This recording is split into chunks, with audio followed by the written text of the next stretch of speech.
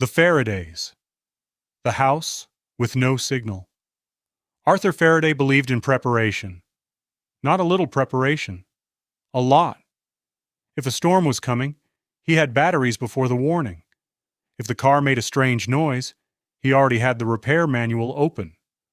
If someone said, "We should think about that someday," Arthur already had a spreadsheet called That Someday Contingency Plan. His wife, Ellen, loved him. She also knew one thing: Arthur could find a problem in an empty room. One morning, Arthur walked around the kitchen holding a device with an antenna. Beep. The children froze. "I knew it," Arthur said. "Arthur?" Ellen sighed. "The refrigerator's talking to the toaster." "Dad?" Audrey said. "The toaster doesn't have Wi-Fi." Arthur looked serious. Exactly what a toaster with Wi-Fi would want you to believe.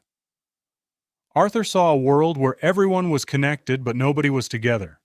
Phones tracked people, cars remembered places, watches monitored sleep.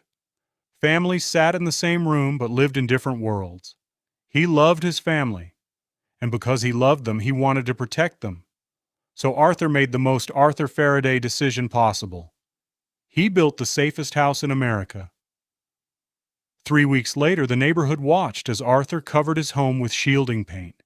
The walls, the microwave, the mailbox, even the garden shed. "Arthur," a neighbor asked, "are you protecting your house from aliens?" "No."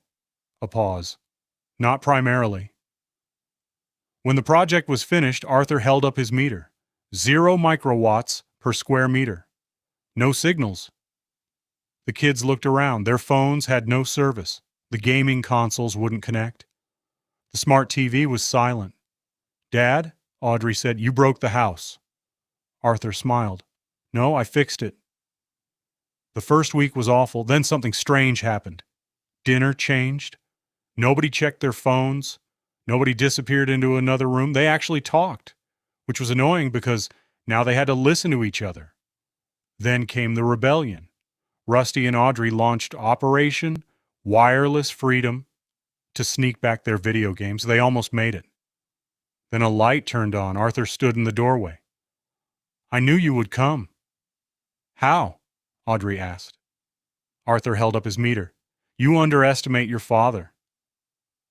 Slowly, Arthur realized something. The house was safer. The house was quieter. The house was disconnected. But removing every signal didn't remove fear. One night, Arthur sat surrounded by emergency